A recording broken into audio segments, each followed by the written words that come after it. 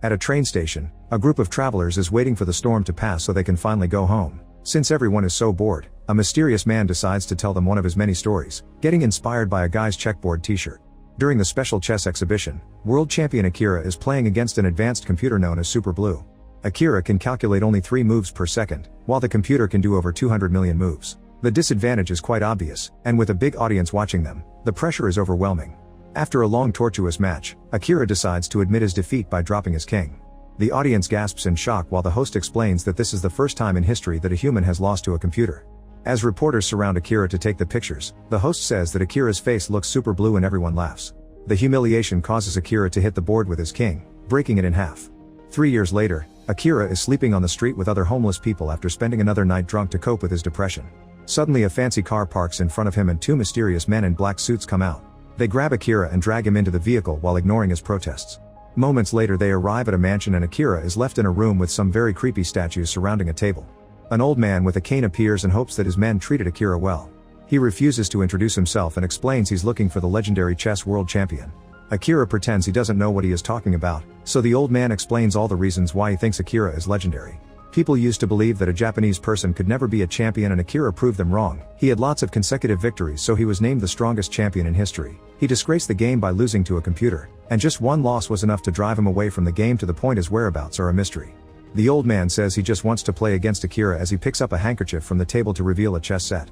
The sight is enough to make Akira sick, but he blames it on the hangover. The old man just keeps talking and shows off a binder with all the articles he collected about Akira. There are descriptions of how he fell into a deep depression and became homeless. Obviously there are pictures of him too, so the old man knows he got the right man.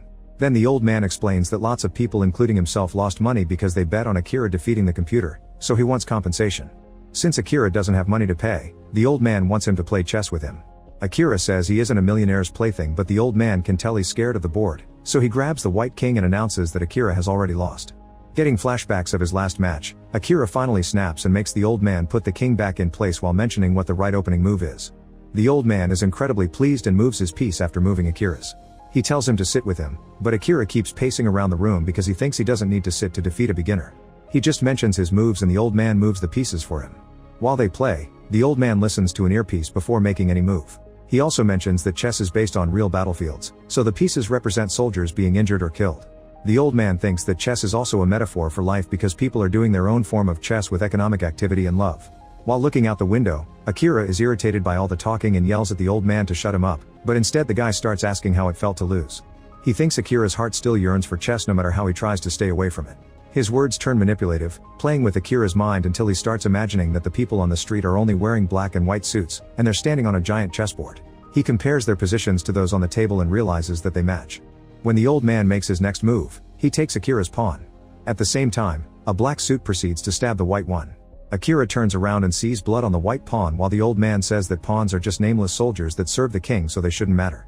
Akira is still freaking out so the old man tells him to go outside and check things himself. On the street, Akira is shocked to confirm that the people are real. He removes the knife from the fallen man, who smiles and asks him for the next move before dying. Suddenly the black and white suits walk away, leaving Akira alone with the body. A random woman screams when he sees him and Akira swears he isn't guilty as he drops the knife and runs away.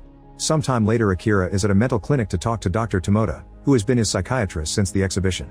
Losing made Akira have nightmares about being crushed by giant chess pieces, which made him irritated during the day. His wife Kumi was always supportive of him, but he couldn't handle it and ran away anyway. Kumi tried to follow him, yet Akira insisted that a defeated king couldn't protect the queen. Akira tells Tomoda what happened with the human chess, but Tomoda thinks he hallucinated the whole thing because Akira is in a bad mental state and only knows how to look at life through chess metaphors. At that moment a fax arrives with the question "what's the next move?" repeated over and over on the page. While Akira yells his next move, Tomoda blames the message on a prank or a wrong number. However, when he opens his book, all the pages have become a chessboard. Soon another fax arrives showing that the old man's queen has taken Akira's knight. Suddenly Tomoda starts puking blood before he drops dead. His coffee cup says queen and a picture on the wall shows him riding a horse, which means he died because he was a knight. Akira then notices someone at the door and when it opens, he's shocked to see the black queen from the human game. She asks for his next move, so a terrified Akira runs away while the fax machine prints a chessboard. In the corridor, Akira finds a kid holding a drawing of the queen's move. The boy asks for the next move and Akira tries to choose his king, but the child explains that it would cause him to lose while revealing a drawing of the king dying. Then Akira starts running away while his mind fills with disturbing mental images of the pawn's death, the old man's manipulation, and bleeding chess pieces. In the parking lot, Akira gets in a car and doesn't notice that the keychain is a chess piece. When he starts the vehicle, it only moves diagonally, making him realize that this is the bishop. Akira immediately gets out of the car and is horrified to see that the parking lot has become a chess game too.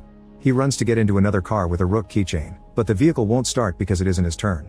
At that moment, a black car moves and crashes right into his white rook. Thankfully, the airbag saves Akira from getting hurt.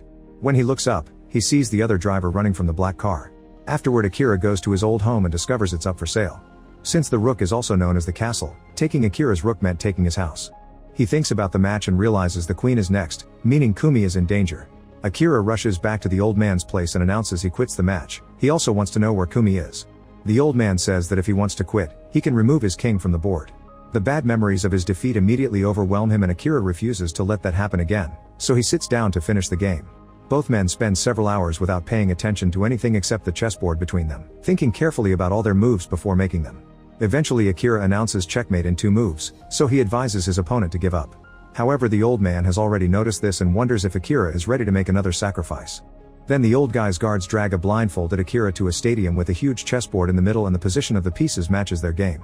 There are hundreds of seats but no audience, yet the old man calls it the perfect venue for the finale. He also tells the story of an Arabian king who played chess using prisoners to make it a real battle.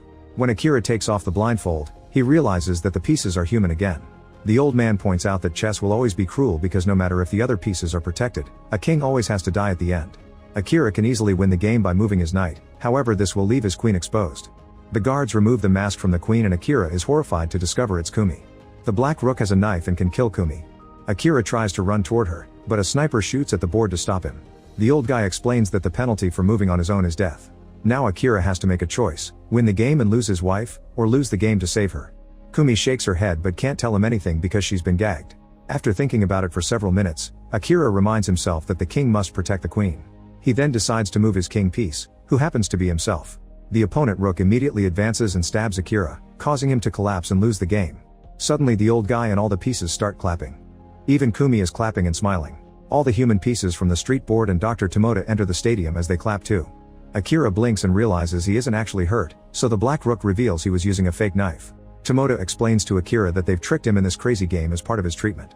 They've put him through shock therapy so he could rediscover his love for chess and convince him to enter competitions again. The old guy is a big fan of Akira, so he agreed to pay for everything. He reveals he doesn't have much time left, so he wanted to contribute something to humanity before death.